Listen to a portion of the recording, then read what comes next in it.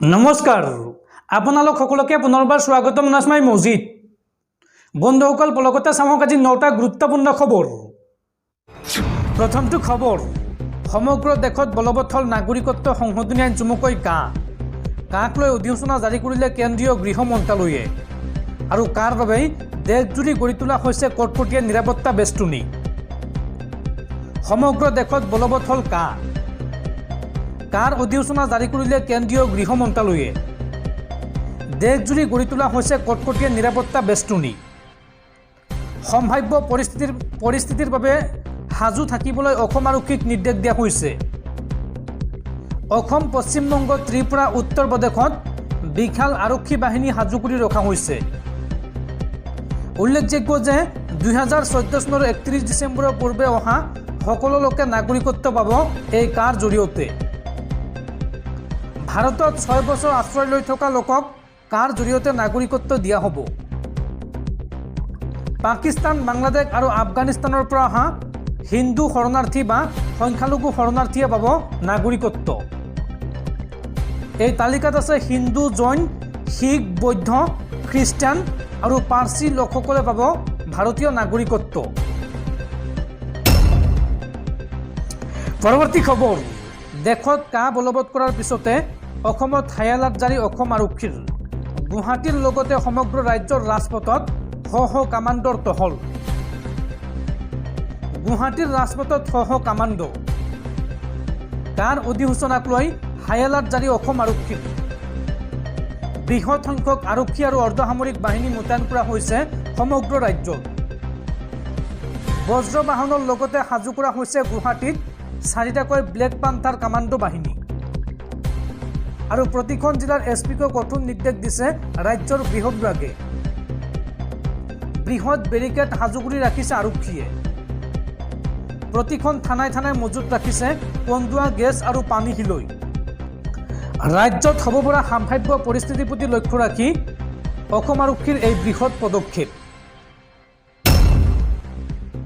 পৰৱৰ্তী খবৰ, নাগৰিকত্ব সংশোধনী আইন চমুকৈ দেশত বলবৎ কৰাৰ পিছতে কাৰ বিৰুদ্ধে আন্দোলন ঘোষণা 16টাকৈ ৰাজনৈতিক দলৰ।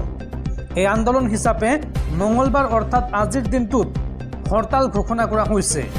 মঙলবাৰে দিনজোৰা সৰ্বাত্মক হৰতালৰ আহ্বান। লুৰিণজ্যোতি গগৈয়ে 16টা ৰাজনৈতিক দলৰ বিৰোধী ঐক্য মঞ্চৰ পৰা নতুন দিল্লীত জনালে এই আহ্বান। নাগৰিকত্ব সংশোধনী আইন চমুকৈ কাৰ্যবিধি ঘোষণা কৰাৰ বিৰুদ্ধে এই আহ্বান জনাইছে লুৰিণজ্যোতি গগৈয়ে।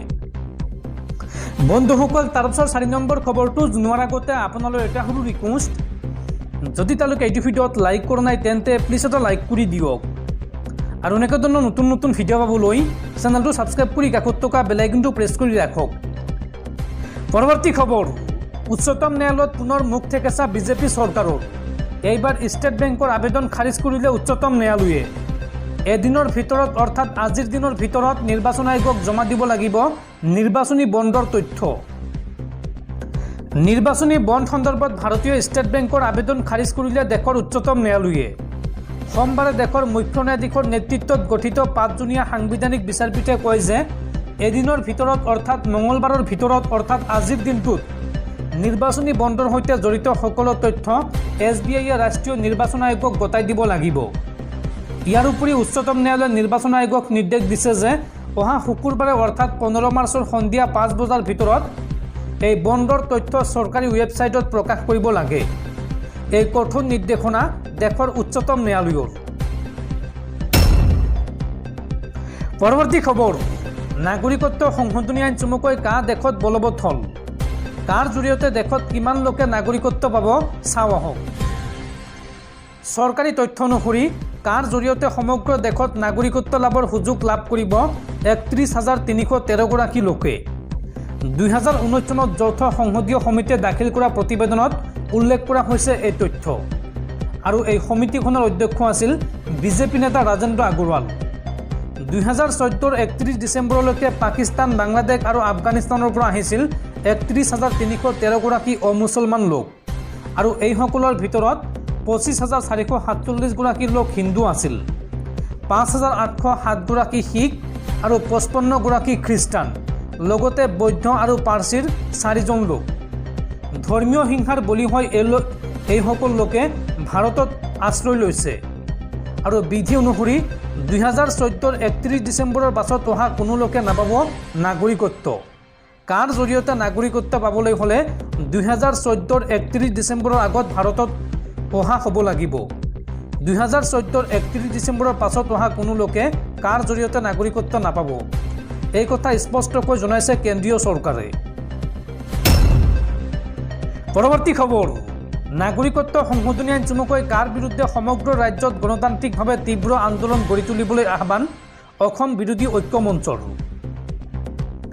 জাতিৰ স্বাভিমানত চূড়ান্ত আঘাত আনি অন্যায়ভাৱে কাজ জাপি দিয়া বিজেপি দল আৰু চৰকাৰক কঠোৰ ভাষাৰে গৰিহণা দি 12 মাৰ্চ অৰ্থাৎ আজি ৰাজ্যজুৰি সৰ্বাত্মক হৰতাল কাৰ্যসূচী পালন কৰিবলৈ বিৰোধী ঐক্য মঞ্চই অসমৰ ৰাইজৰ প্ৰতি আহ্বান জনাইছে। এক বিবৃতিত 16টাকৈ বিৰোধী দলৰ ঐক্য মঞ্চই আজি স্পষ্ট কৰি দিয়ে যে অসমৰ ৰাইজে আৰু বিদেশীৰ বোজা বহন কৰিব নোৱাৰে। 1971 চনত হোৱা অসম চুক্তি অনুযায়ী বিষয়টো সমাধান হোৱাটো বিৰোধী ঐক্য মঞ্চই পোষকতা কৰে। বিৰোধী ঐক্য মঞ্চই বিবৃতিটোত লগতে কয় যে আমি বাৰে বাৰে কৈ আহিছোঁ, কোনো কাৰণতে অসমৰ ৰাইজে কাম মানি নলয় আৰু ইয়াৰ বাবে অসমৰ ৰাইজে সৰ্বাত্মক হৰতাল কৰিবৰ বাবে সাজু হৈ আছে। কাই অসমীয়া জাতিৰ ভৱিষ্যত ধ্বংস কৰিব, অসমৰ ভাষা সাহিত্য সংস্কৃতি কৃষ্টি আদিক বিপন্ন কৰিব, অসমীয়া জাতিৰ অস্তিত্বৰ প্ৰতি ভাবুকি আহিব, অসম চুক্তিৰ মূল আত্মাত কাই আঘাত হানিব।